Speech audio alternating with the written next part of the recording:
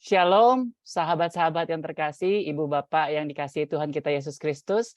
Senang sekali kita boleh berjumpa kembali dalam acara Bincang-Bincang Kitab Suci dengan tema Kitab Yudit, Pahlawan Israel atau Pembunuh Berdarah Dingin. Dan dengan narasumber yang pada malam hari ini adalah Romo Albertus Purnomo OFM. Dan saya akan memperkenalkan sebentar untuk CV-nya Romo. Sebentar, saya bagikan layar.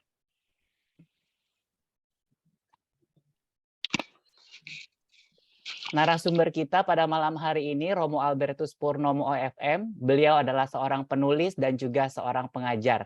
Beliau adalah seorang biarawan dari Ordo Fratrum Minorum atau Fransiskan yang berkecimpung dalam studi dan penelitian Alkitab dan sejarah dunia kuno, serta aktivis kerasulan kitab suci di Gereja Katolik.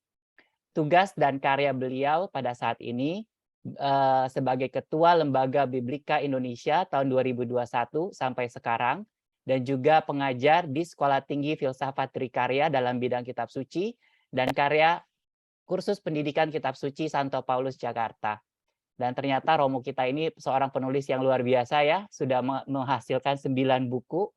Dari ini buku-bukunya teman-teman, kalau mungkin teman-teman yang berminat untuk membaca, silakan untuk dicari bukunya. Dan pendidikan beliau di Sacra Scriptura Licentiatum, Pontificium Institutum Biblicum 2007 sampai 2011, dan sarjana filsafat dan teologi Sekolah Tinggi Filsafat Trikarya. Sedikit sebelum memulai acara ini, mari kita buka dulu dengan doa pembuka. Boleh tolong saya bantu untuk doa pembuka, Sis Lauren?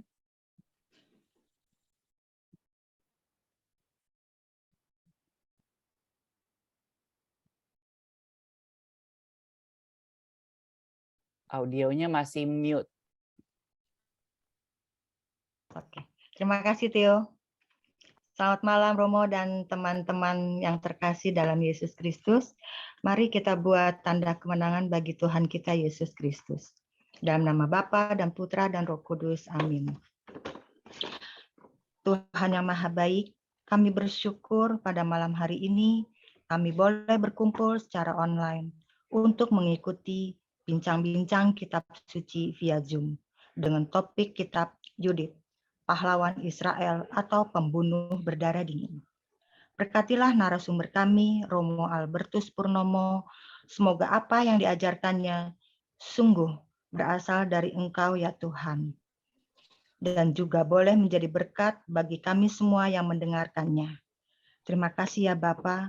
Kami berdoa lewat perantaraan Putramu terkasih, Tuhan kami Yesus Kristus. Amin.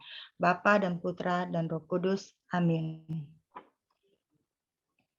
Terima kasih Sis Lauren.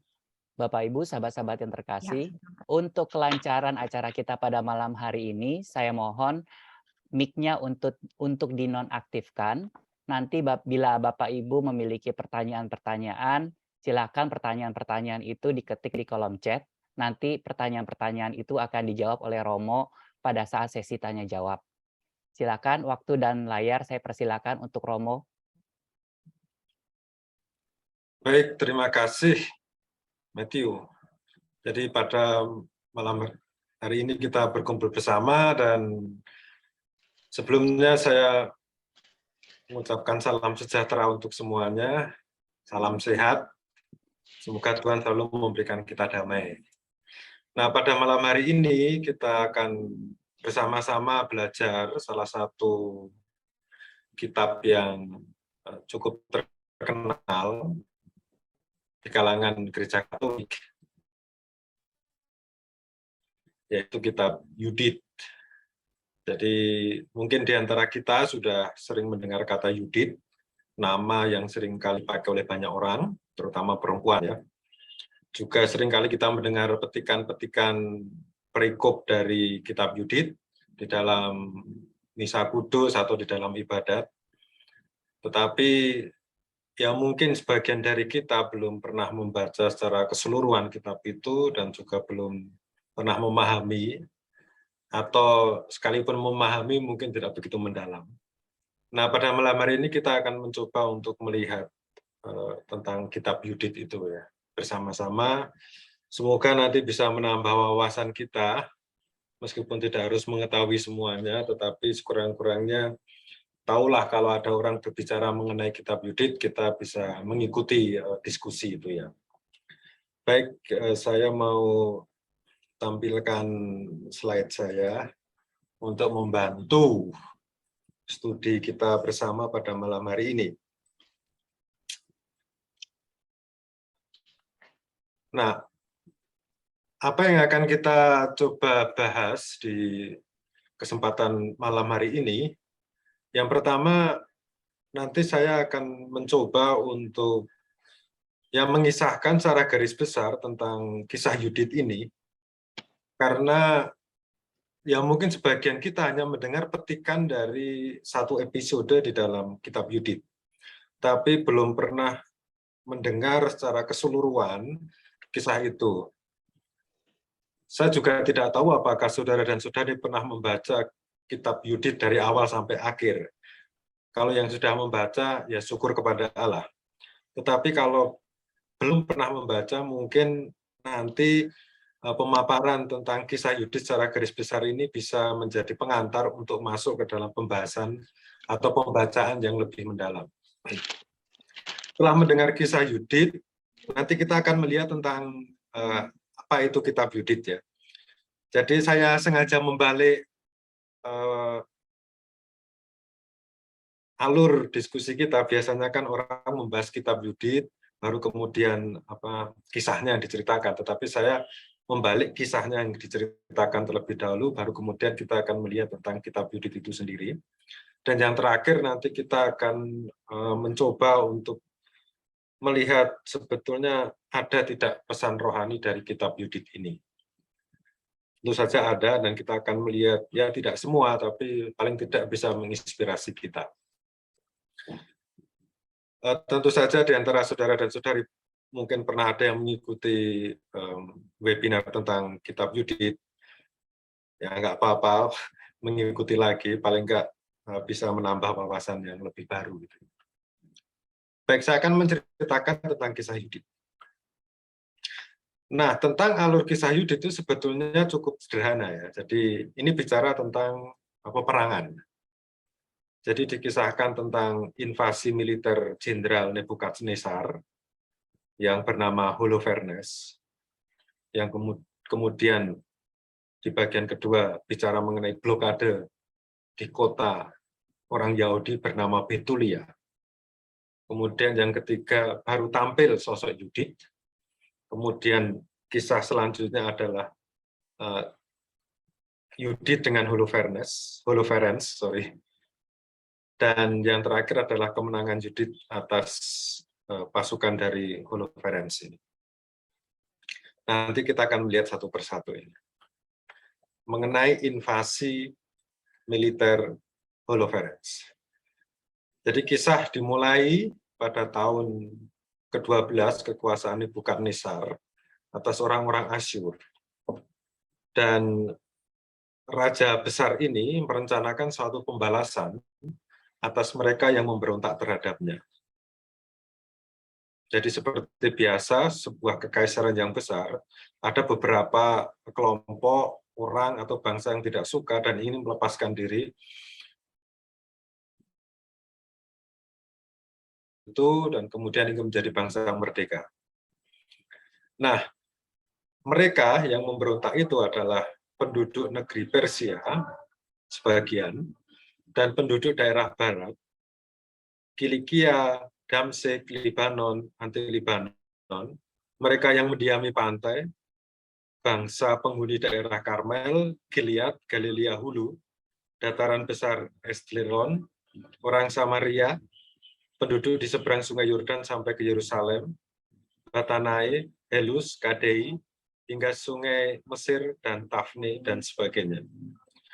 Nah, kalau kita lihat dalam peta dunia zaman sekarang, daerah-daerah barat itu mencakup daerah Turki, Suriah, Israel, dan Mesir.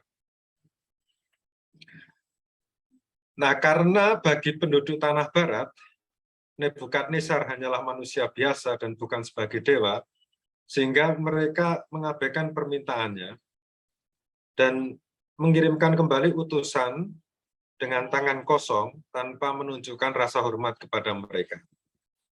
Jadi diceritakan bahwa Nebukadnezar mengirim utusan supaya mereka itu takluk, tetapi ya mereka menolak gitu ya. Dengan cara mengirimkan kembali utusan, dan ini membuat Nebukadnezar marah. Mereka, kelompok-kelompok yang memberontak ini tidak menghormatinya, sehingga dia memutuskan untuk menyerang wilayah mereka.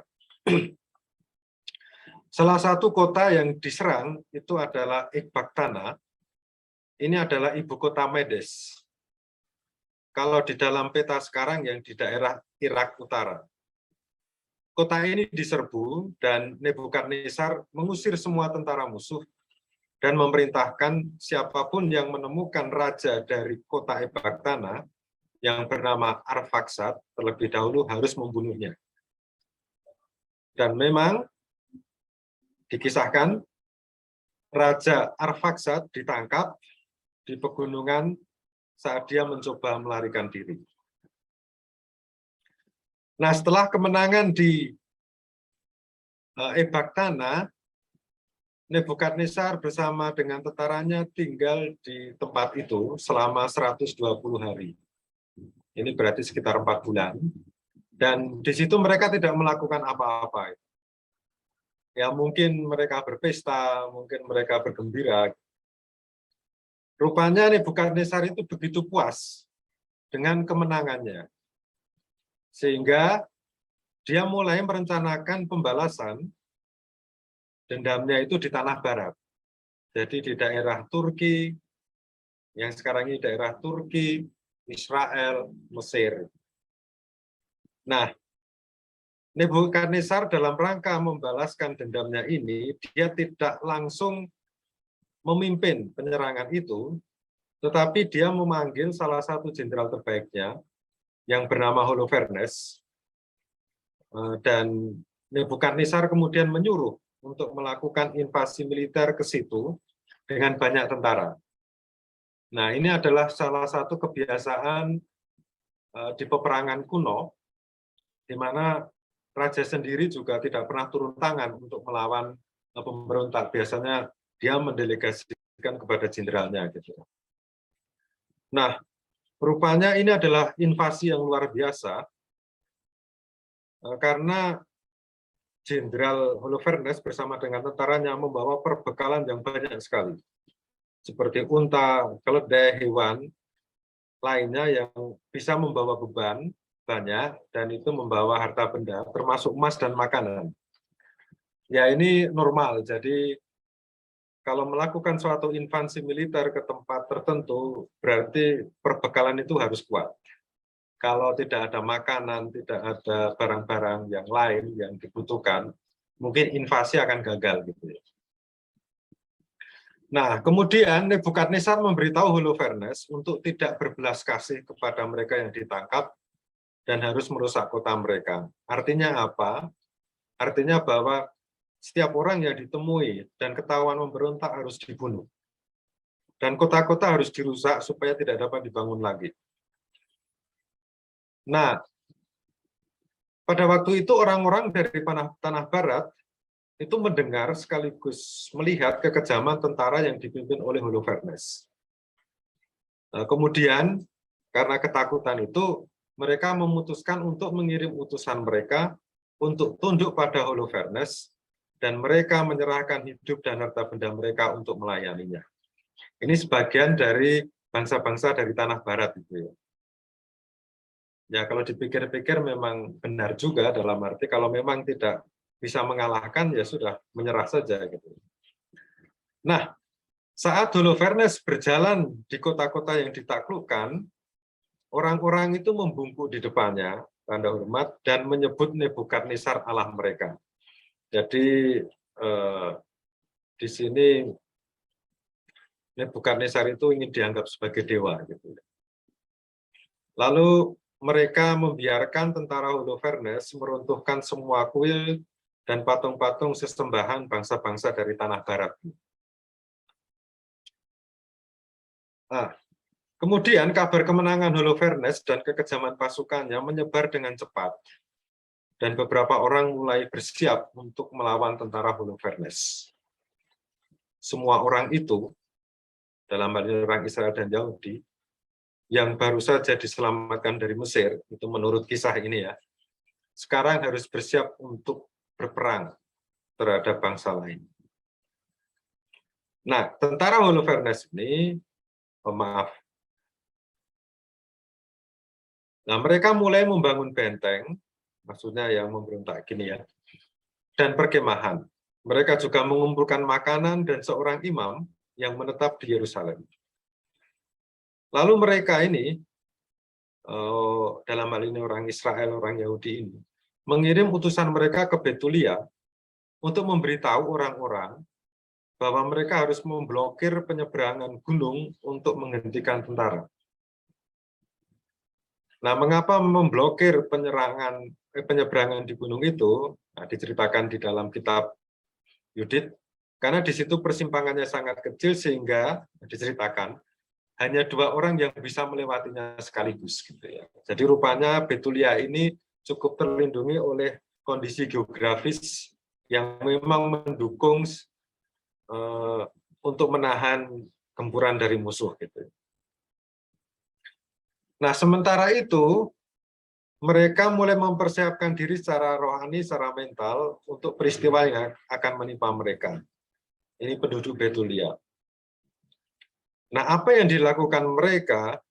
Orang-orang mulai berpuasa, menumpahkan abu ke atas diri mereka sendiri, dan mereka menyebut nama Tuhan dan memintanya untuk memandang umatnya dan agar tidak membiarkan mereka dipenjara.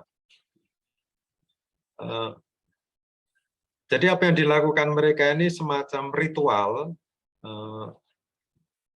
dalam doa untuk meminta pengampunan dan perlindungan dari Allah.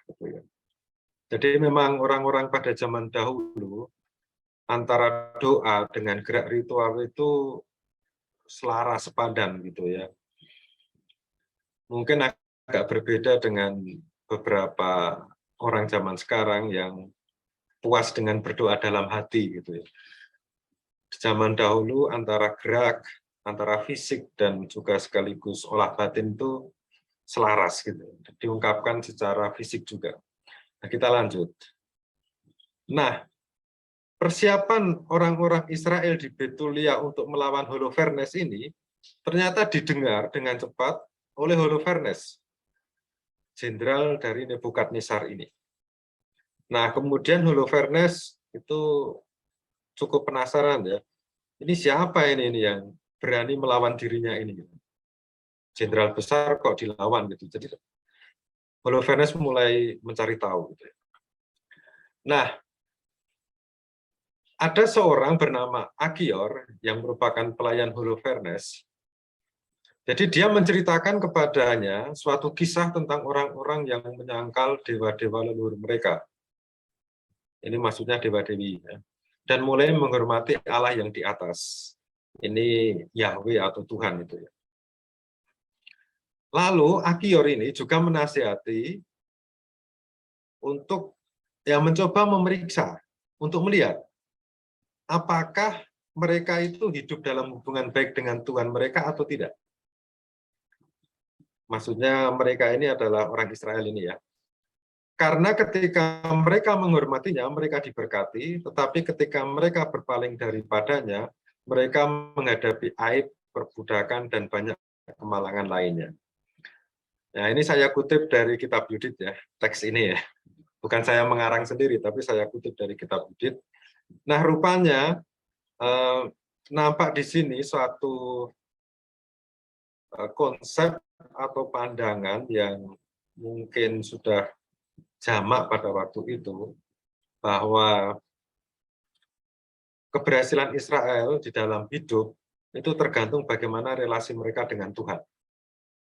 Jadi kalau relasinya baik, maka mereka diberkati.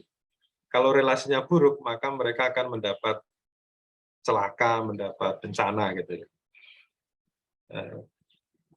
Jadi Holofernes diminta oleh Achior untuk melihat dulu nih, situasi orang-orang di Betulia itu bagaimana hubungannya dengan Allah. Nah, mendengar hal itu, Holofernes sangat marah. Jadi nasihat Achior ini tidak didengarkan. Karena apa? Karena bagi Holofernes itu tidak ada Tuhan yang bisa menyelamatkan orang Israel dari pasukannya. Jadi di sini nampak satu kesombongan dari Holofernes sendiri, merasa menang terus di dalam pertempuran, maka dia merasa diri hebat gitu. Lalu ini yang menarik, Holofernes menghukum Achior, pelayannya sendiri, dengan cara apa? Dengan cara membiarkan atau melepaskan dia di bawah kaki gunung.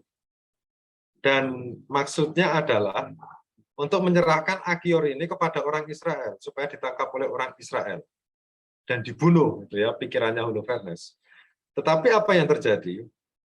Jadi alih-alih membunuh Achior, orang-orang Israel di Betulia itu membawa mereka kepada pemimpin mereka, tua-tua bangsa Israel, dan di situ Achior memberitahu semua tentang rencana Holofernes. Nah, lalu Holofernes itu menceritakan secara detail Achior menceritakan secara detail rencana tentang penyerangan terhadap kota Betulia. Dan ketika mereka mengetahui apa yang akan dihadapinya, orang-orang di Betulia itu berlutut dan minta bantuan kepada Tuhan. Nah, segera setelah matahari terbit, Holofernes membawa pasukannya untuk menghukum orang-orang yang berani melawannya. Dan dalam hal ini adalah kota Betulia. Nah, alih-alih langsung menyerang kota itu, Holofernes memiliki strategi yang lain berdasarkan nasihat dari para penasihatnya. Caranya apa? Caranya adalah memutus satu-satunya akses penduduk menuju air bersih dan semua pintu keluar kota, sehingga nantinya orang-orang akan keluar dengan kelaparan dan kehausan. Jadi ini adalah taktik untuk menaklukkan suatu kota, terutama di daerah padang gurun ya. Padang gurun kan, di padang gurun biasanya kebutuhan air kan kebutuhan utama. Akses untuk di situ ditutup. Jadi pasukan ini tidak langsung menyerang, tapi ya tunggu mereka mati sendiri di dalam. Gitu ya. Dan ini juga yang terjadi pada saat penghancuran Bait Allah atau Yerusalem pada tahun 70 oleh Jenderal Titus, anak Vespasianus itu, yang kemudian Bait Allah itu hancur ya. Ini cerita lain. Jadi di situ juga menggunakan strategi yang sama. Yerusalem dikepung selama 3 tahun dan akses menuju air bersih itu ditutup. Jadi orang-orang Yerusalem kelaparan semua. Sehingga pada titik akhir ketika lelah, kota bisa dihantam gitu ya. Nah, warga Betulia setelah dikepung itu berhasil bertahan hidup selama 34 hari. Tetapi anak-anak dan perempuan setelah 34 hari itu mulai pingsan karena kelaparan, karena lemah, akses air ditutup gitu ya. Nah, orang-orang ini kemudian mengirim utusan mereka untuk berbicara dengan para pemimpin kota dan memberitahu mereka untuk menyerahkan kota kepada tentara Holofernes. Karena menurut mereka lebih baik menjadi budak daripada melihat anak-anak dan wanita mereka mati menderita. Lantas apa tanggapan dari para pemimpin rakyat itu? Nah, mereka meminta orang-orang itu untuk tetap bertahan selama 5 hari lagi. Mereka mengatakan kepada orang-orang yang kelaparan ini dan lemah ini untuk meminta bantuan Tuhan yang penuh belas kasihan. Dan jika dia, maksudnya Tuhan ini tidak membantu mereka, maka para pemimpin akan menyerahkan kota mereka. Nah, ini cerita awal, latar belakang kisah tentang Yudit. Jadi kitab Yudit tidak langsung berbicara tentang siapa itu Yudit, tetapi menceritakan situasi peperangan kemelut yang menimpa kota di mana Yudit tinggal. Nah, baru setelah itu di bab 8 diceritakan tentang Yudit. Nah, Yudit itu adalah seorang wanita yang takut akan Tuhan, dan ia adalah keturunan Israel, maksudnya orang Yahudi ya. Dan dia seorang janda. Jadi pada waktu itu dia sudah 3 tahun 4 hari sebagai janda. Dan sejak suaminya yang bernama Manase itu meninggal, dia hidup dalam perkabungan. Jadi hidup dalam perkabungan itu dia memakai pakaian kabung dan juga pakaian janda dan tidak menikah sampai saat itu.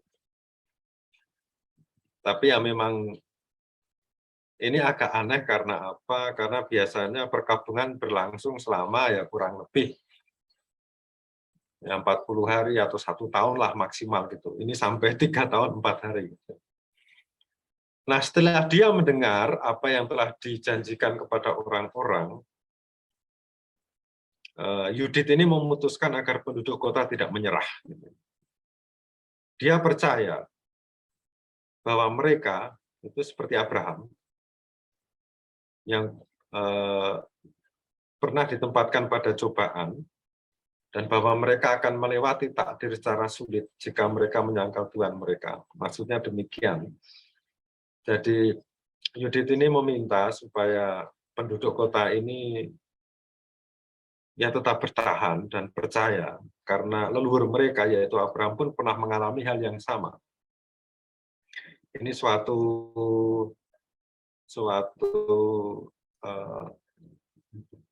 tindakan memberi semangat yang bisa kita teladani dalam arti demikian.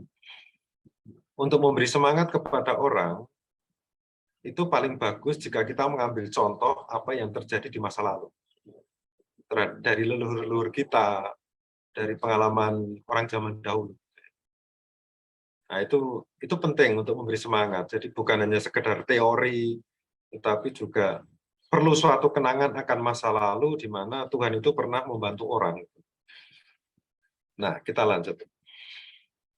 Nah, Yudit meminta orang-orang untuk bersabar, sementara dia menuju tenda Holofernes dengan pelayannya.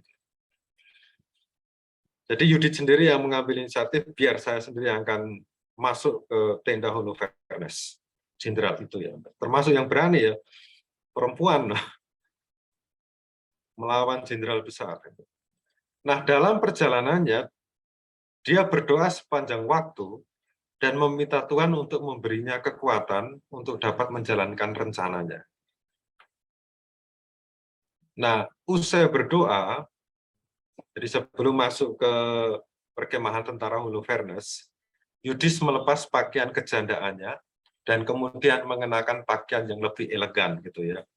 Jadi supaya orang juga respect gitu. Nah, dia mengenakan sandal dan perhiasannya agar orang-orang terkesan. Dan selanjutnya dia memerintahkan para pelayannya untuk membawa anggur dan makanan ke tenda Holofernes. Nah, ini biasanya kalau orang datang kan membawa ya persembahan lah supaya atau sebagai tiket untuk bisa masuk gitu ya. Yudit memberitahukan dirinya sebagai perempuan Ibrani. Dan dia menyatakan diri kepada tentara yang berjaga di situ bahwa orang-orang sebagai perempuan Ibrani, jadi Yudit mengatakan dia adalah bagian dari orang yang akan menyerahkan diri kepada pasukan Holofernes. Nah, jadi dia mengatakan dia ingin menyerahkan diri sekarang karena dia tahu bahwa penduduk Betulia tidak memiliki kekuatan lagi dan dia ingin membantu Holofernes dalam perangnya. Nah, ini sebetulnya Yudit itu sedang menipu ya, jadi dia bohong gitu ya. Bohong ya ini suatu tindakan yang seringkali oleh para penafsir juga agak dikritik, nanti kita akan lihat. Yudit bohong gitu. Nah, di lain pihak, para prajurit itu kagum dengan kecantikannya sehingga mereka membiarkan Yudit untuk masuk ke tenda Holofernes gitu. Nah, dalam kisah selanjutnya itu diceritakan Yudit mencoba untuk memenangkan hati Holofernes dengan berbagai macam ya cerita-cerita bohong, puji-pujian bohong dan janji-janji kosong gitu ya. Lalu dia juga mengatakan memuji Holofernes bahwa semua yang terbaik yang dimiliki Holofernes, juga dia memuji tentang Nebukadnezar. Dan menariknya di hadapan Holofernes, Yudit malah ya berbicara buruk tentang orang-orang yang berani melawan pasukan Holofernes. Tapi kita harus melihat apa yang dilakukan Yudit ini kan dalam rangka rencana gitu ya, rencana untuk mengalahkan Holofernes. Jadi dia menggunakan satu kebohongan gitu ya. Bahkan dia mengatakan kepada Holofernes bahwa mereka itu maksudnya orang-orang Betulia telah membuat Tuhan marah dengan makan daging yang dilarang Tuhan untuk dimakan, mungkin makan daging haram gitu ya. Jadi intinya Yudit itu cerita-cerita yang membuat Holofernes itu merasa hebat, sombong, dan juga sekaligus tidak hati-hati. Jadi semua cerita yang dikatakan Yudit ini tidak benar. Untuk lebih lanjut ya nanti saudara-saudari bisa membaca di dalam kitabnya gitu. Kitabnya cukup panjang ini ceritanya. Jadi di sini saya hanya menceritakan garis besarnya saja. Nah, rupanya Holofernes sih orang yang suka dipuji sehingga dia suka dengan semua yang dikatakan Yudit ya. Apalagi yang menceritakan ini adalah seorang perempuan yang cantik gitu ya. Dan karena suka, dia memerintahkan kepada pelayannya untuk memberi Yudit ini makan dan tempat tinggal di perkemahan Holofernes. Dan bahkan Yudit pun mendapat izin untuk pergi setiap malam dengan pelayannya untuk berdoa. Gitu. Jadi Yudit ini berdoa tiap malam. Nah, pada suatu kali, untuk memberi semangat kepada para prajuritnya, Holofernes mengadakan suatu perjamuan yang besar.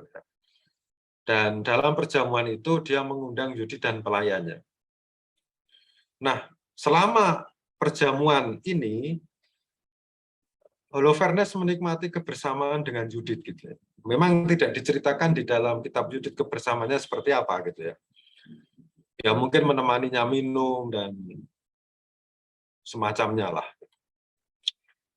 Nah, rupanya pesta ini begitu meriah, begitu besar, sehingga si Holofernes ini pingsan. Pingsan dalam arti, ya Holofernes mabuk gitu ya, sehingga jatuh, tidak sadarkan diri, ya mungkin karena terlalu banyak minum anggur.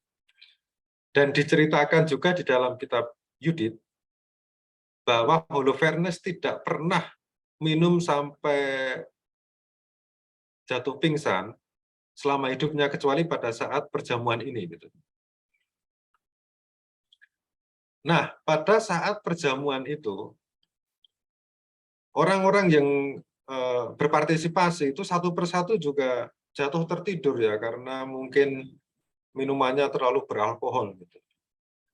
Dan ketika semuanya jatuh tertidur, Yudit dan pelayannya itu ditinggalkan sendirian dengan Holofernes gitu ya. Mungkin di satu tempat tertentu gitu ya.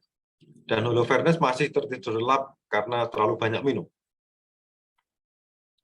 Nah, pada saat itu Yudit menyuruh pelayannya untuk menunggu di tempat mereka biasa berdoa, jadi di perkemahan lain. Dan pada saat itu di ruangan itu, di tenda tertentu gitu ya, Yudit hanya bersama dengan Holofernes.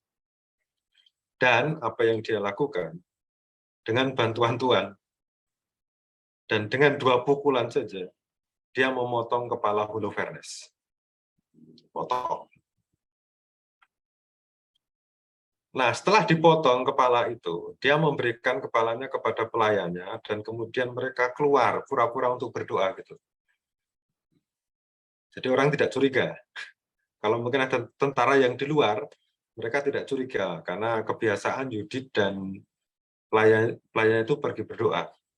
Tetapi pada malam itu, alih-alih berdoa, mereka pergi kembali ke kota Betulia sambil membawa kepala musuh mereka, yaitu Holofernes. Dan ketika Yudit datang ke kota, dia mulai memuji Tuhan dan menyuruh orang-orang untuk memuji dia juga. Dan dalam pujian itu diungkapkan bahwa dengan tangan Yudit, Allah mengalahkan musuh mereka. Dan kemudian seluruh kota Betulia berlutut dan mulai memuji Tuhan. Jadi ini adalah cerita dari seluruh kitab Tobit.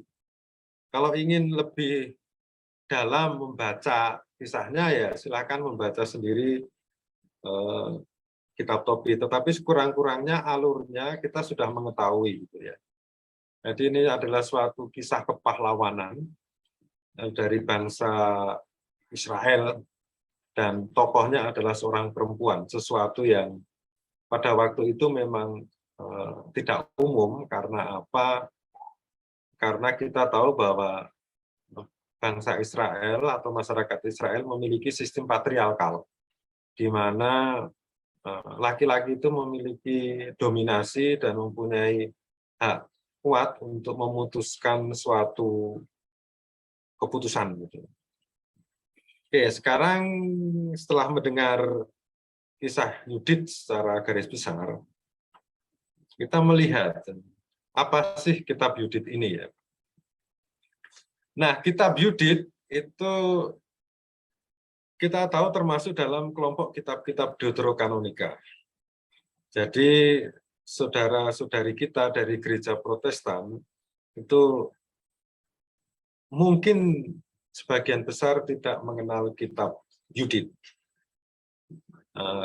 karena mereka juga tidak mengakui kitab-kitab Deuterokanonika sebagai kanon resmi, gitu ya. Tapi juga meskipun demikian mereka menganggap kitab-kitab Deuterokanonika adalah kitab yang baik untuk dibaca, gitu. Nah, mengenai persoalan ini nanti bisa dibahas lain waktu, ya. Mengapa kok mereka tidak menerima kitab-kitab Deuterokanonika, ya nanti kita akan bahas di lain kesempatan, tidak pada kesempatan kali ini. Nah, kitab Yudit oleh para ahli itu digolongkan sebagai kitab sejarah. Dan kita tahu memang bahwa ceritanya ini kan menyinggung sejarah pada zaman Nebukadnezar, ya. Juga tentang kisah peperangan pertempuran di Betulia, gitu. Akan tetapi beberapa ahli kitab suci itu menganggap teks ini atau kisah ini sebagai kisah moral. Kisah moral itu artinya apa? Kisah moral itu adalah sebuah kisah yang diproduksi, yang diciptakan untuk membangkitkan moral orang-orang yang membaca kisah ini. Nah, dan bukti bahwa kisah ini hanya kisah moral itu nampak dari ketidakakuratan peristiwa dan tokoh-tokoh sejarah dalam kisah Yudit. Artinya apa? Artinya ada beberapa petunjuk sejarah yang rupanya sama sekali bertolak belakang dengan kenyataan sejarah. Maksudnya petunjuk sejarah yang ada di dalam kitab itu yang bertolak belakang dengan kenyataan sejarah yang ada. Misalnya, dikatakan Nebukadnezar memerintah Asyur. Padahal tidak pernah Nebukadnezar memerintah Asyur. Nebukadnezar itu memerintah Babel. Dan Asyur itu satu kerajaan yang lebih dulu daripada kerajaan Babel. Jadi tidak pernah yang namanya Nebukadnezar itu memerintah Asyur. Ini ketidakakuratannya, sehingga sebagian ahli kitab suci menilai kisah ini sebagai kisah alegoris. Kisah alegoris itu sebagai kisah simbolis yang pertama-tama itu harus dilihat pesan moralnya daripada keakuratan kisah ini. Nanti kita akan coba lihat hal ini. Nah,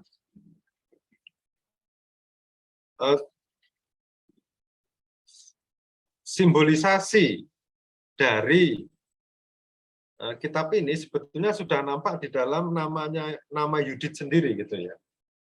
Jadi Yudit ini dalam bahasa Ibrani berarti memuji.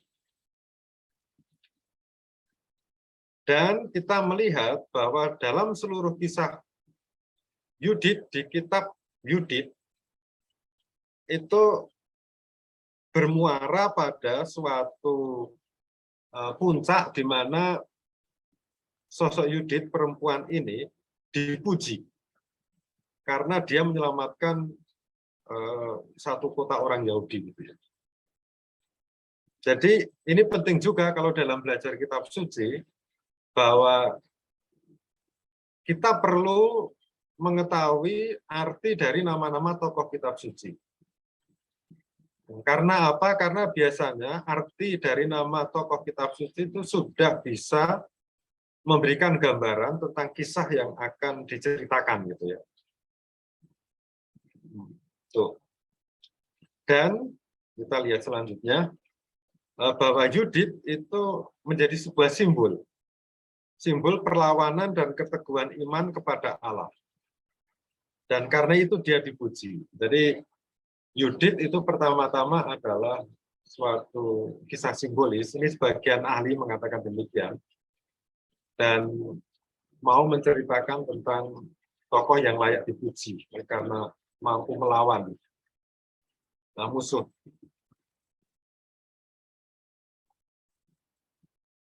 Semoga kata-kata saya ini masih terdengar karena di belakang ini hujan.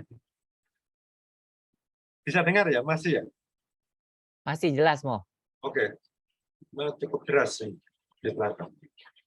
Nah, untuk memahami sepenuhnya arti dari kisah atau kitab Yudit,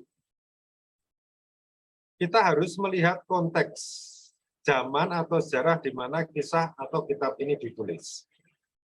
Jadi, sekali lagi penting untuk mereka yang mau belajar kitab suci, kita harus melihat ya. Kita harus melihat bahwa teks tidak pernah dilepaskan dari konteks. Jadi suatu kitab itu ditulis pada zaman tertentu, dan biasanya kitab itu adalah suatu tanggapan atau suatu respon terhadap situasi masyarakat pada zaman itu. Dan kita tahu bahwa kitab Yudit ini ditulis selama perjuangan bangsa Yahudi melawan Helenisasi. Jadi Helenisasi itu suatu pendudukan bangsa Yunani gitu ya, katakanlah semacam itu, dan pemaksaan budaya Yunani kepada bangsa-bangsa taklukannya. Yang terjadi sekitar abad kedua sampai ke-1 sebelum Masehi, jadi sebelum Kekaisaran Romawi muncul. Dan di dalam situasi ini, maksudnya penaklukan bangsa Yunani, itu memang terjadi perang di mana-mana gitu ya. Dan terjadi kekurangan makanan dan air di mana-mana. Ya namanya juga perang ya, kita tahu ya.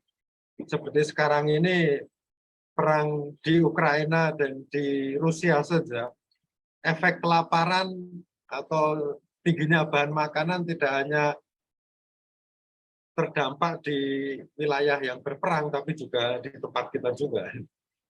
Lalu terjadi banyak penyakit, dan pada waktu itu tanah Israel itu di bawah pendudukan orang-orang Yunani. Dan karena situasi ini banyak orang Yahudi menjadi lemah, kemudian mereka menghadapi terus-menerus, dan mereka juga harus berjuang mempertahankan identitas mereka sebagai orang Yahudi yang harus berdoa kepada Allah. Sementara dari pihak penjajah orang Yunani ini, mereka diminta untuk menyembah dewa-dewi. Jadi persoalannya begitu kompleks gitu ya pada waktu itu. Nah, dalam situasi semacam ini diperlukan suatu kisah yang bisa mengembalikan semangat mereka, identitas mereka. Dan salah satu kisah yang muncul itu adalah kitab Yudit. Nah, jadi flashback saja, Helenisasi itu suatu masa yang dimulai oleh, kita tahu, seorang kaisar besar bernama Alexander Agung, ya, yang kemudian ya menggunakan politik Yunani gitu, untuk meyunanikan seluruh daerah jajahannya gitu ya. Nah, sekali lagi, kisah Yudit itu adalah suatu kisah yang ditulis untuk memberi semangat kepada orang-orang Yahudi yang sedang berada di dalam situasi tidak menentu pada zaman Yunani. Nah, biasanya kalau orang itu menceritakan suatu kisah peperangan gitu ya, pasti tidak akan menulis kisah yang tokohnya itu tokoh yang sedang menjadi musuh mereka saat itu. Jadi mereka tidak akan membuat kisah yang bercerita tentang bagaimana orang-orang Yahudi melawan Alexander Agung gitu, kan tidak mungkin. Itu langsung ditangkap dan akan dibunuh gitu ya. Sehingga mereka membuat suatu kisah yang sebetulnya kisah tokoh-tokoh itu merupakan simbol dari tokoh-tokoh pada waktu itu. Ya, bisa jadi Nebukadnezar adalah simbol dari Raja Alexander Agung pada waktu itu. Sosok Yudit itu menjadi simbol dari orang Israel pada waktu itu. Dan ini adalah suatu hal yang lumrah pada waktu itu ya, membuat suatu kisah. Dan para ahli kitab suci juga melihat bahwa kitab Yudit itu semacam novel Yahudi pada waktu itu ya, sekitar 2.500 tahun yang lalu. Dan memang sih ada para ahli kitab suci yang menandai cerita Yudit sebagai fiksi. Jadi fiksi itu maksudnya bukan dalam arti kisah itu tidak benar ya. Kisah itu benar, tapi dalam arti kisah itu memberikan satu semangat, memberikan moral, atau membangkitkan moral, mental, supaya orang bisa bertahan. Nah, kebenarannya ada di situ itu. Nah, karena ini suatu novel gitu ya, pasti sulit ditentukan kapan ditulis gitu. Bahkan menurut para ahli, Betulia itu adalah kota yang tidak dikenal itu. Para arkeolog mencari-cari di mana ini Betulia ini, tidak ketemu juga. Dan ini adalah sesuatu yang sekali lagi sesuatu yang normal gitu ya. Untuk membangkitkan suatu semangat perlu ada suatu story, suatu cerita gitu. Bisa jadi ada tokoh Yudit yang asli, tetapi ceritanya tidak begitu heboh seperti ini. Tapi bisa jadi ada tokoh, bisa jadi ya ini, ada tokoh perempuan yang bernama Yudit yang memang memimpin suatu perlawanan. Nah, tetapi kemudian sosok ini menjadi inspirasi untuk menulis suatu kisah yang besar yang bisa memberi semangat bagi orang Yahudi untuk bertahan di bawah penindasan kekaisaran Yunani ini. Nah, para ahli juga menduga bahwa kisah ini disusun selama pemberontakan Makabe. Jadi ini suatu tokoh besar yang selalu memberontak, yang selalu berusaha untuk memerdekakan bangsa Israel dari penjajahan bangsa Yunani. Dan memang keluarga Makabe ini yang kemudian menjadi raja di Israel pada waktu itu ya, sebelum zaman Yesus itu ya. Dan salah satu dari keturunan Makabe ini adalah Raja Herodes Agung.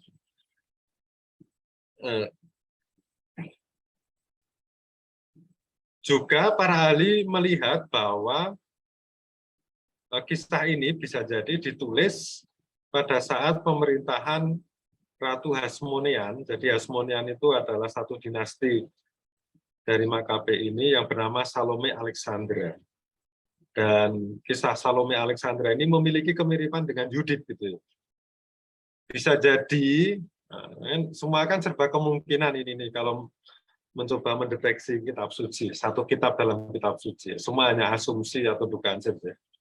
Bisa jadi penulis ini terinspirasi oleh orang atau perempuan yang bernama Salome Alexandra, ratu bangsa Yahudi pada waktu itu, gitu. Yang sama-sama janda dan memimpin pasukan untuk mengalahkan musuh nasional. Tapi kan tidak mungkin ditulis dalam suatu kisah namanya Salome Alexandra, ketahuan gitu. Maka dibuat tokoh yang memiliki nama lain, tapi sebetulnya kalau orang yang membaca pada waktu itu akan tahu bahwa yang dimaksudkan ini di dalam kisah ini sebetulnya ini adalah tokoh tentu. Misalnya orang yang membaca kisah pada waktu itu akan melihat bahwa Yudit ini sebetulnya suatu representasi atau suatu simbol dari ratu mereka yang bernama Salome Alexandra yang berjuang melawan penindasan ini Yunani gitu. Nah, ini studi-studi tentang kitab Yudit ya oleh para ahli gitu. Untuk kita ya kita sekedar tahu saja. Nggak apa-apa.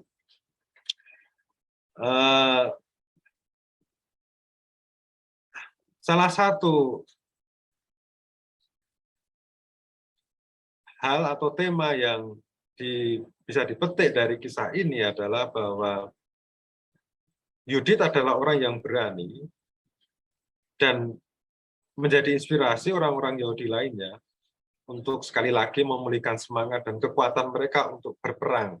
Tentu saja berperang di sini dalam arti berjuang atau bertahan di dalam situasi yang tidak menentu pada zaman Yunani itu ya.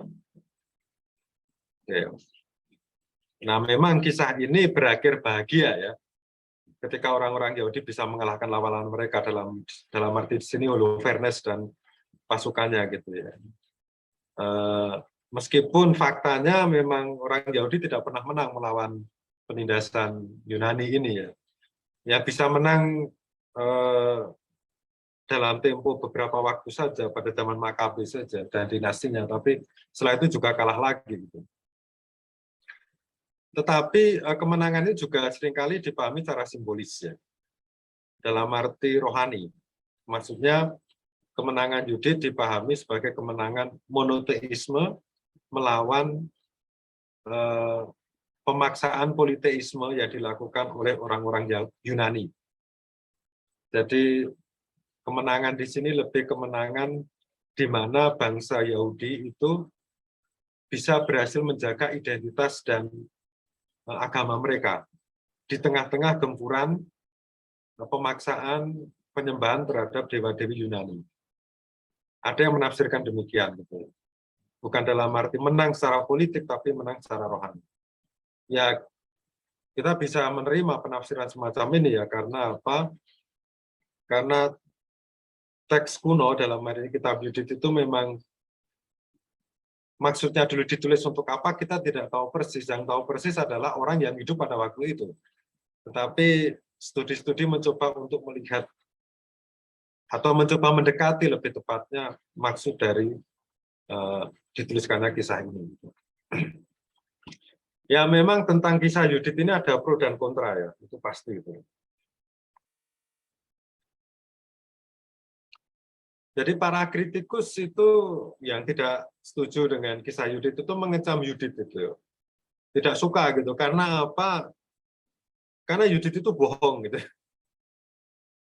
Dan bahkan dia bertingkah seperti pria gitu. Untuk orang pada zaman dulu ya tidak mungkin lah apa perempuan bertingkah layaknya pria gitu. Memutuskan sendiri untuk pergi. Bahkan seolah-olah si Yudit ini lebih hebat daripada tua-tua Israel gitu ya pada waktu itu gitu.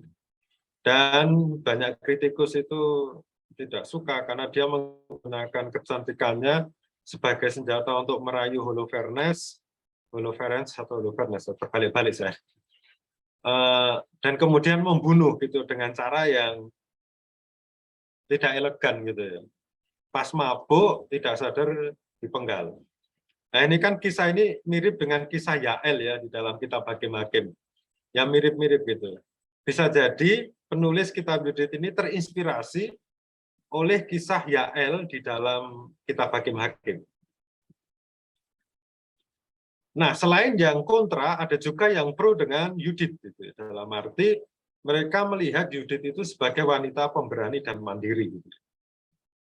Jadi ketika semuanya bimbang, Yudit memutuskan saya akan membantu orang-orang ini dengan cara apapun untuk mengalahkan Holofernes. Gitu ya.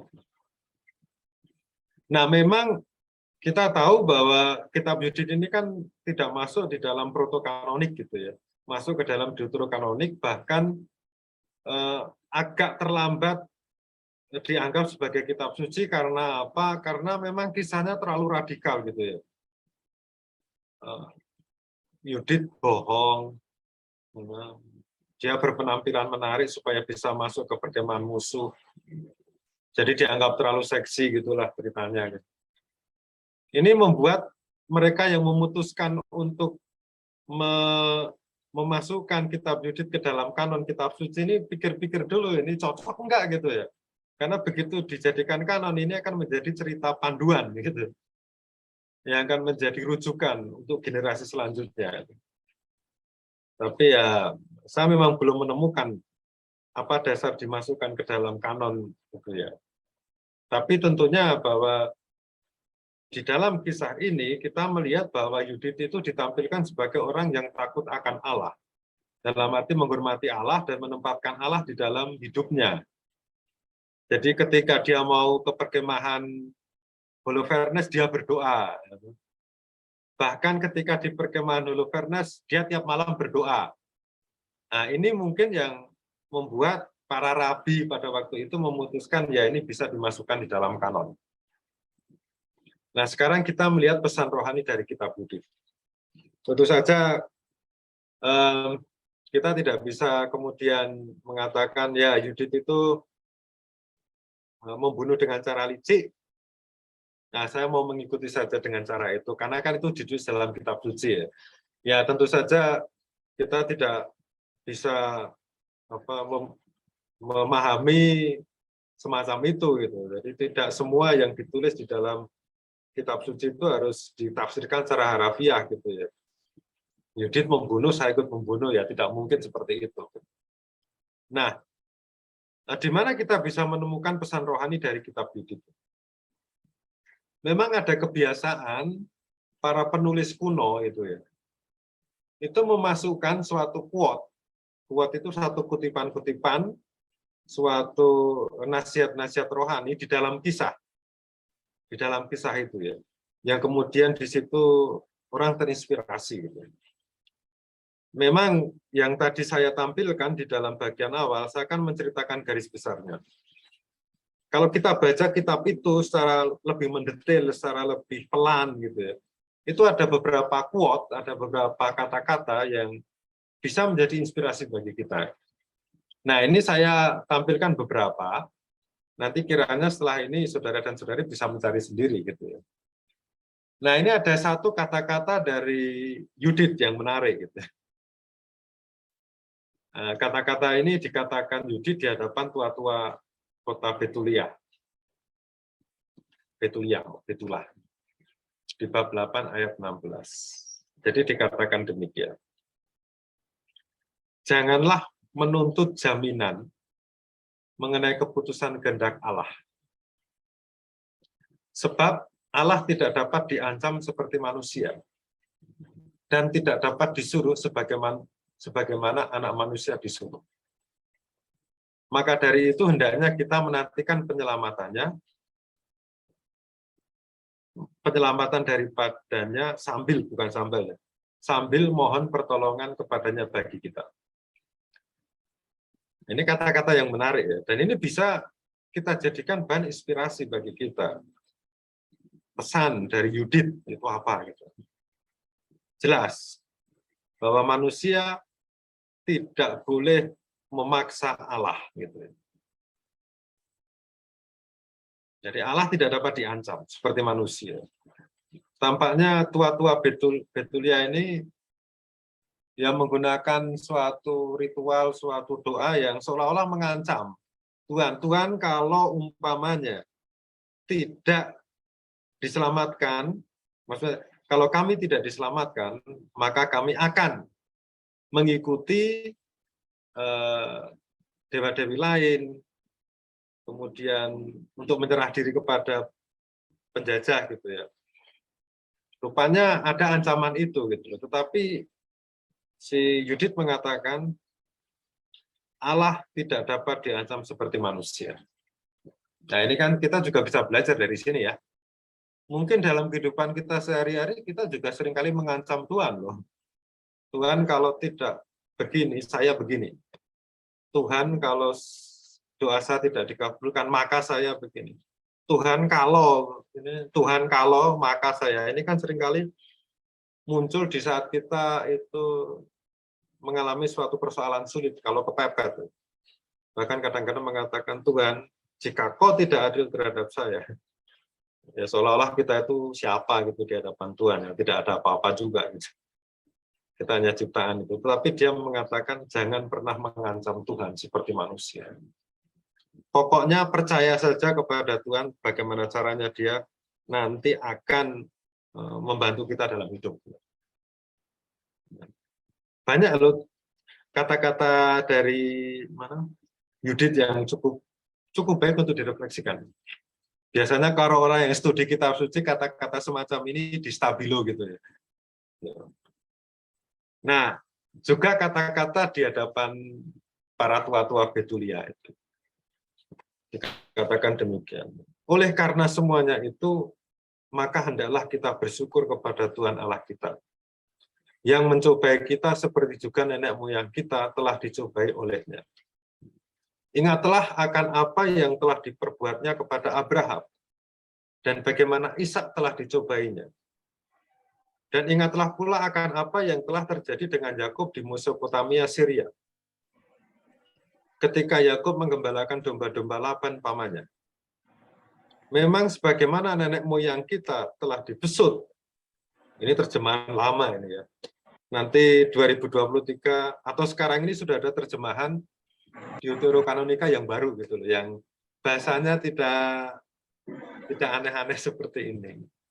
Nanti tunggu tanggal mainnya saja kalau saudara dan saudari akan mendapat terjemahan Deuterokanonika yang baru gitu ya.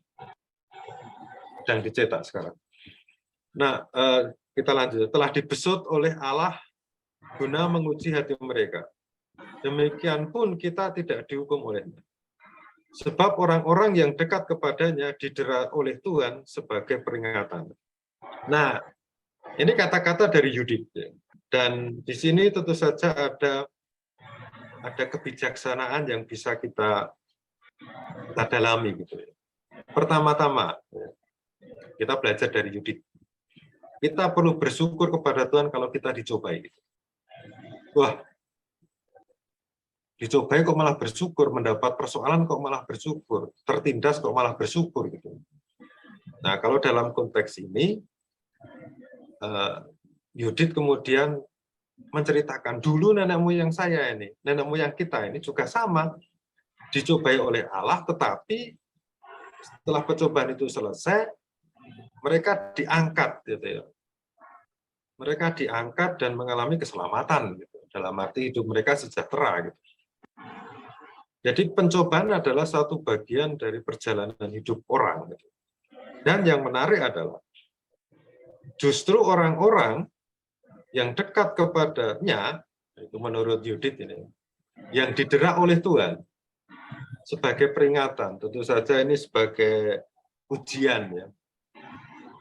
Dan kalau kita belajar dari apa yang dikatakan oleh si Yudit ini, ya kita bisa belajar ya bahwa hidup ini kan suatu ujian terus-menerus gitu. Seperti hanya sekolah di SD, SMA ada ujian tengah semester, ujian akhir semester gitu. Diuji terus gitu ya. Tidak bisa bahwa setelah ujian ini selesai tidak akan ada ujian lagi, ada gitu ya. Pasti akan ada ujian lagi gitu. Dan tentu saja ini kan maksudnya adalah supaya ya kita menjadi manusia yang lebih mumpuni gitu di hadapan Allah. Gitu. Hanya persoalannya adalah seringkali kita itu mengukur keberhasilan orang itu dengan kesuksesan yang luar biasa, nama besar, kemudian materi dan sebagainya gitu ya, yang tampak gitu loh. Padahal kan apa yang dilihat Allah kan belum tentu apa yang dilihat manusia gitu ya. Jadi mungkin orang yang kelihatannya banyak menerima cobaan, kemudian entah itu gagal dalam usaha dan segala macamnya itu. Mungkin di mata manusia bisa jadi, ini kita nggak tahu ya. Bisa jadi di mata manusia dia gagal. Tapi belum tentu di mata Allah juga ya. Mungkin dia menjadi pribadi yang lebih berpasrah, lebih sabar, lebih bisa menerima keadaan, bisa jadi. Yang kita nggak tahu. Nah, lalu ada quote lagi ini, kutipan dari doa Yudit ya. Dikatakan gitu. Sebab kekuasaanmu tidak terletak di dalam jumlah besar dan kekuatanmu tidak pula pada orang-orang perkasa. Sebaliknya engkau adalah Allah orang hina, penolong orang kecil, pembantu orang lemah, pelindung orang yang kehilangan akal. Ini terjemahannya agak aneh gitu ya. Dan penyelamat orang yang tanpa harapan. Jadi di dalam kata-kata Yudit ini sebetulnya ingin ditampilkan siapa sih Allah itu ya. Allah itu tidak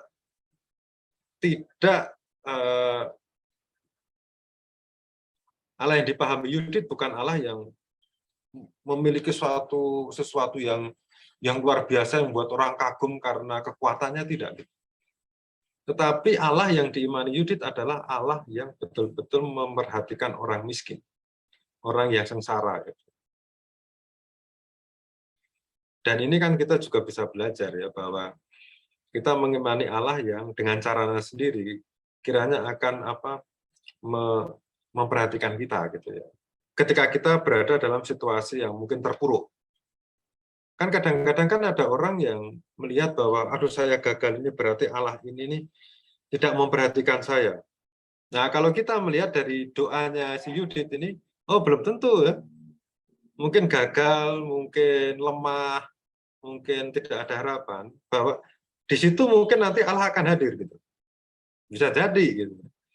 Dan ini suatu gambaran Allah yang betul-betul tidak hanya kesuksesan saja yang menjadi patokan. Kadang-kadang kan orang melihat, wah dia sukses berarti dia diberkati oleh Allah. Aduh saya gagal nih, kayaknya saya dikutuk oleh Allah.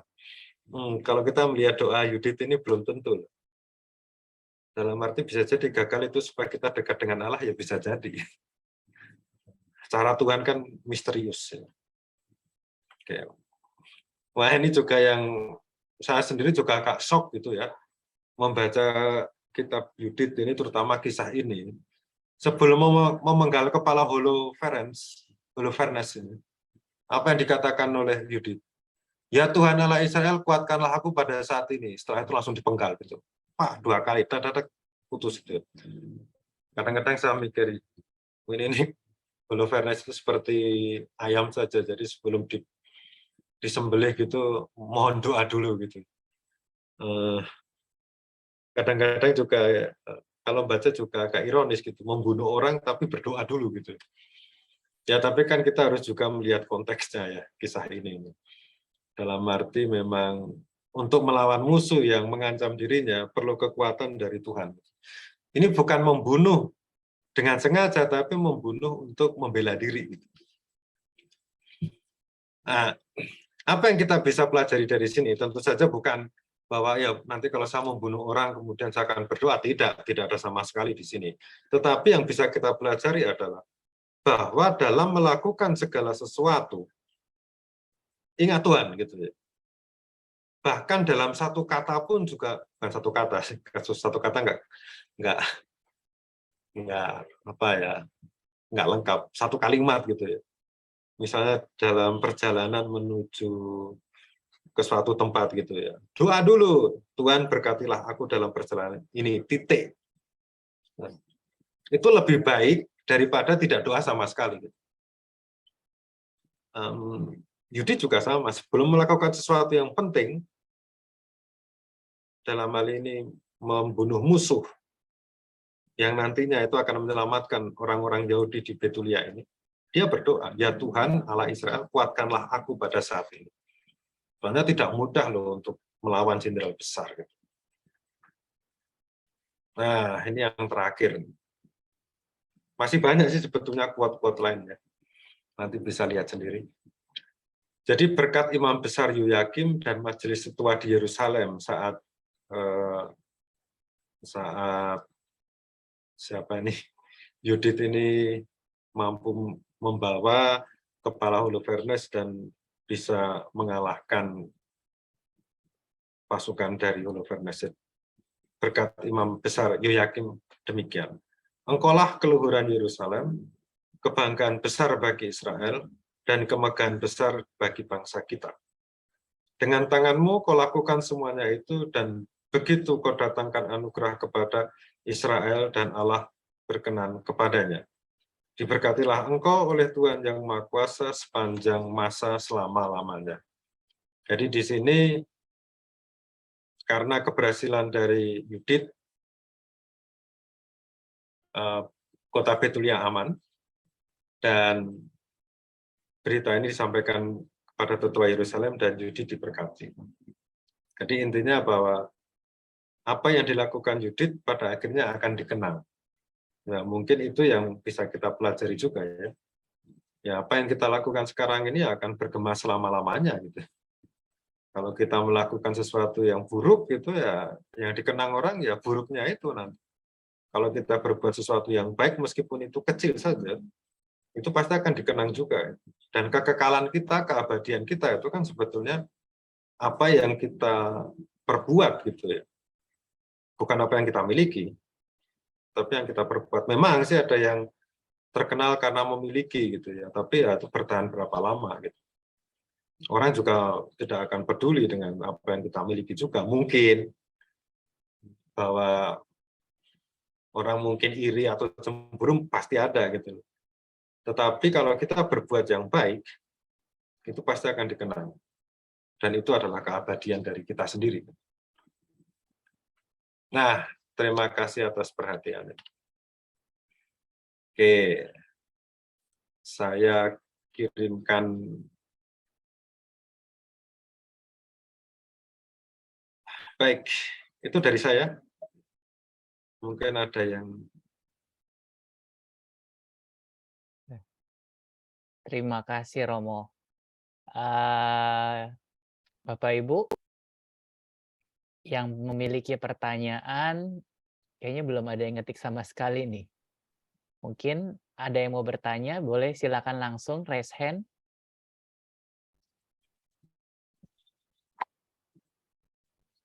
Oh ya, ini saya sudah kirimkan apa slide-nya ya tadi itu. Kalau dibutuhkan gitu ya, bisa di-download di mana? Di ini. Di kolom chat.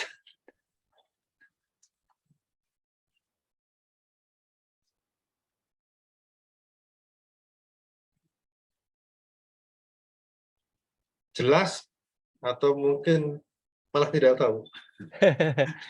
Ada Pak Justinus Surdi, boleh silakan langsung aja Pak, mikrofonnya dinyalakan.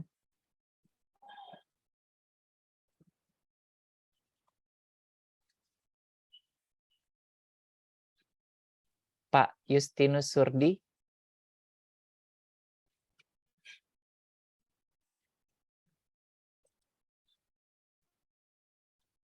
Atau yang lain itu, Pak Kukuh. Atau Pak Kukuh.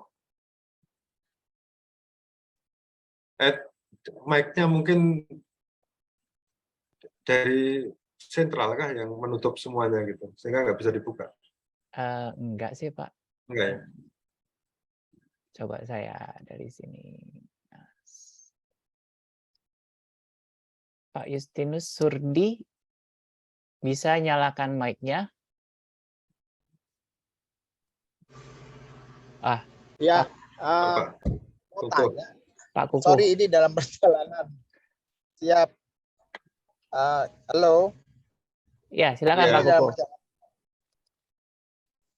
Mau tanya ini kalau dibandingkan dengan yang lainnya, apakah itu merupakan siapa namanya Yudit ini merupakan suatu plagiat atau hanya kemiripan seperti pujian-pujiannya dengan Deborah itu hampir sama gitu. Ya. Terima kasih. Ya, memang kalau disebut plagiat, ya mungkin bukan plagiat dalam arti sekarang ini ya, tetapi memang kitab Yudit menurut para ahli ini kan memiliki kemiripan dengan kisah Yael itu ya, yang membunuh Sisera, pasukan dari Kanaan gitu. Kemungkinan besar,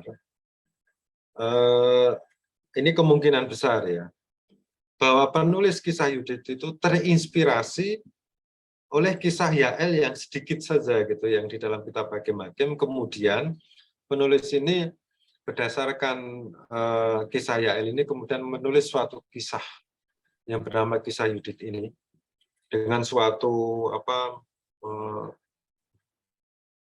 dialog yang lebih banyak, kemudian cerita yang lebih menarik, dengan adegan-adegan kalau kita baca yang lebih mengerikan gitu ya. Ini kan suatu novel religius gitu ya. Ya tentu saja kebanyakan juga terinspirasi oleh kisah-kisah sebelumnya gitu. Itu sesuatu yang normal meskipun di dalam kisah Yudit ini ada modifikasi yang lebih menarik untuk membangkitkan minat pembacanya untuk membaca kisah ini sampai tuntas gitu. Dan terutama apa yang membedakan adalah bahwa di sini juga dimunculkan bukan hanya tindakan Yudit yang memenggal saja itu yang menjadi kunci, tetapi dalam dialog Yudit dengan tokoh-tokoh di dalam kisahnya kan Yudit tampil bukan hanya sebagai pembunuh berdarah dingin saja di dalam kisah ini, tapi juga memberikan suatu kata-kata bijak yang menguatkan orang gitu. Ya memang selama ini kan banyak orang hanya melihat atau memahami Yudit itu sebagai seorang pahlawan perempuan Yahudi yang membunuh salah satu jenderal Nebukadnezar yang bernama Holofernes dengan memenggal kepalanya. Pengetahuan kita, pemahaman kita tentang Yudit mungkin kalau tidak membaca kitabnya secara langsung hanya sampai di situ saja. Dan ini seperti anak SD ya, umpamanya kalau ditanya siapa itu Yudit, Yudit adalah ini. Memang itu betul. Tidak ada salahnya kita memahami seperti itu. Tetapi kalau kita membaca teks lebih lanjut, seperti tadi sudah saya tunjukkan, toh, ada beberapa kata-kata Yudit yang sebetulnya bisa kita pakai untuk sebagai bahan permenungan dalam hidup kita. Dan ini yang sebetulnya maksud dari tujuan kita untuk membaca teks kitab suci secara langsung.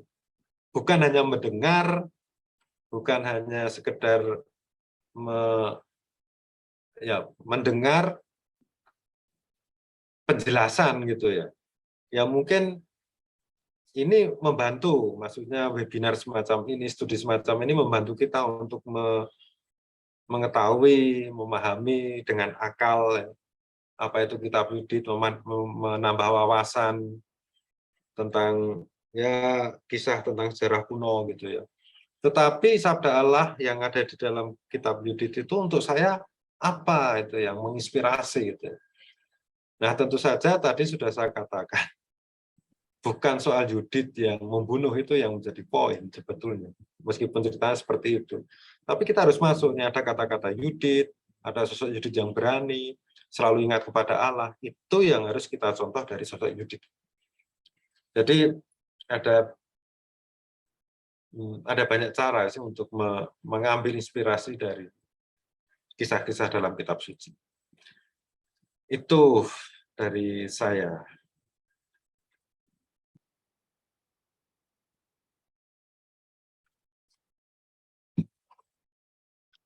Ini ada. Oke, ada pertanyaan Romo dari Pak Hieronymus. tokoh Yudit ini apakah ada ditulis dari suku mana dan latar belakang keluarganya? Ya, memang di sini di bab 8 ayat 1 dikatakan demikian. Yudit anak perempuan Merari bin Ok bin Yusuf, kalau bin itu berarti anak dari ya. Bin Ok bin Yusuf bin Osiel bin Hilkia bin Ananias bin Gideon bin Rafaim bin Abitub bin Elia bin Hilkia bin Eliab bin Nathanael bin Samaliel bin Sarasadai bin Israel gitu.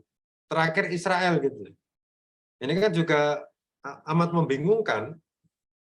Israel ini Israel dalam arti bangsa atau Israel dalam arti Yakub gitu loh. Tapi yang mau dikatakan di sini kan sebetulnya adalah bahwa Yudit ini orang Israel gitu, keturunan Yahudi gitu aja. Tidak disebutkan suku spesifiknya apa. Ya karena kita tahu ya, mungkin pada zaman Yudit ini kalau dikatakan sebagai pada zaman Nebukadnezar, itu kan beberapa suku kan sudah dibuang ke luar Israel gitu. Jadi tidak jelas persisnya apa, tapi hanya dijelaskan di sini si Yudit ini adalah orang Israel.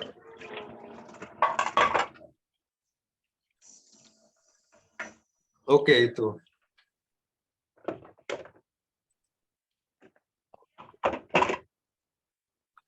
Oke, Pak Justinus Surdi sudah bisa nyalakan mikrofonnya kah? Mungkin lupa. Tanya kemudian pergi, mungkin salah pencet kan.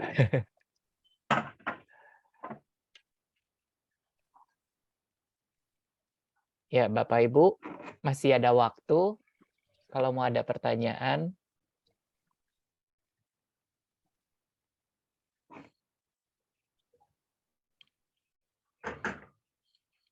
Nah, ini tanya ini Alkitab TB2 kapan mulai dijual gitu ya? Tahun 2023 akan launching. Ini saya beri bocoran ya. Ini 2 nggak kebanyakan? Hah? Banyak banget. Ya udah masuk. Ada yang bocor. Jadi Alkitab terjemahan baru kedua, baik Perjanjian Lama, Perjanjian Baru maupun Deuterokanonika, itu sekitar tahun 2023 nanti. Silahkan tunggu tanggal mainnya gitu. Yang TB2 dengan perjanjian lamanya ya, Mo? Jadi Perjanjian Lama terjemahannya sudah direvisi, Perjanjian Baru terjemahannya sudah direvisi, Deuterokanonika yang sudah direvisi juga gitu ya. Oh. Jadi lengkap. Tapi tidak berarti bahwa kitab suci yang kita punya tidak berlaku ya, sama isinya gitu, hanya beberapa kata yang diubah. Karena mungkin untuk orang zaman sekarang juga sudah tidak sudah asing gitu, seperti tadi ada istilah dibesut gitu loh. Dibesut ini kan susah juga gitu, apa artinya dibesut. Oke. Nah, itu bumbunya. Ya, itu dari saya. Oke. Oh, Ya, ada pertanyaan dari Pak Hieronymus lagi, Romo. Deuterokanikanya dilebur ke dalam PL kah? ya, ya seperti posisi kita sekarang ini ya. Maksudnya ada di tengah-tengah gitu ya. Bukan seperti kayak yang Jerusalem Bible gitu ya, Mo? Langsung. Ini agak kesusahan karena kita mencetak kitab suci itu bersama dengan gereja Protestan. Berarti kalau seperti Jerusalem Bible itu mengandaikan kita punya blueprint sendiri dan itu tidak mudah untuk membuatnya. Tapi tentu saja ke depan akan diusahakan semacam itu. Tapi kapan itu terjadi ya hanya Tuhan yang tahu dan kemauan orangnya gitu ya. Pejabat-pejabat di lembaga biblika. Kalau toko buku ya nanti pasti akan disebar di mana-mana ya. Kalau sudah saatnya juga di berbagai macam toko buku juga ada, Gramedia juga ada, Canisius juga ada. Oke. Oke, kayaknya sudah tidak ada pertanyaan lagi ya, Mo. Teman-teman kita nyalakan kamera yuk, kita foto bersama dengan Romo. Boleh? Tolong nyalakan kameranya, kita foto bersama dulu dengan Romo.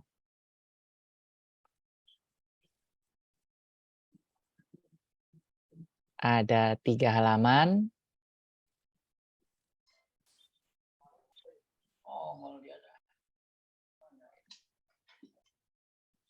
Ya, masih beberapa belum nyalakan kamera. Boleh silakan tolong nyalakan kameranya. Halaman pertama.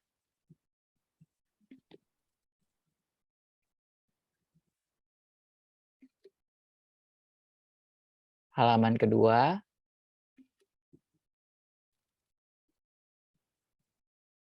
Halaman ketiga. Ya. Oke. Ya, materi sudah di-share ya? Sudah, Mo. Terima kasih.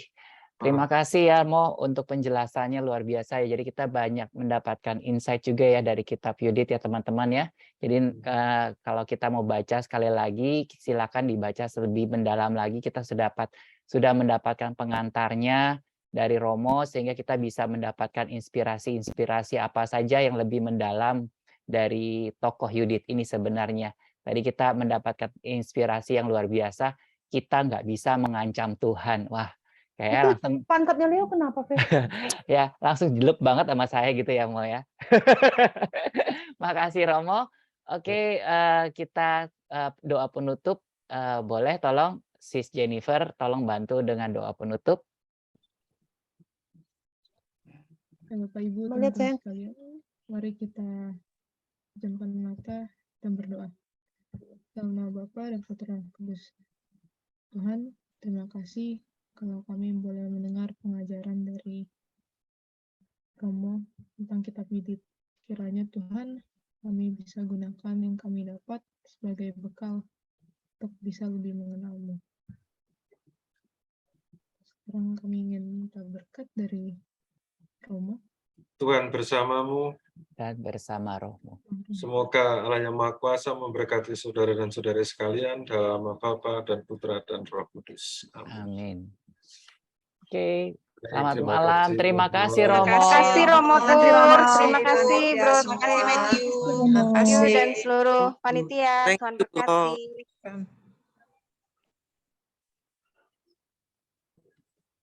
Oke, Terima kasih Romo. Oke, sama-sama. Sampai ketemu. Terima kasih Romo, Tuhan Terima kasih, Romo. berkati. Tuhan berkati. Pak Matthew, thank you ya. Terima kasih sama-sama Pak Sampai ketemu di pertemuan FKPM. kita nganu nanti. Oke, Matthew, saya live dulu. Terima Oke, kasih. makasih Sampai Romo. jumpa kapan-kapan. Yuk.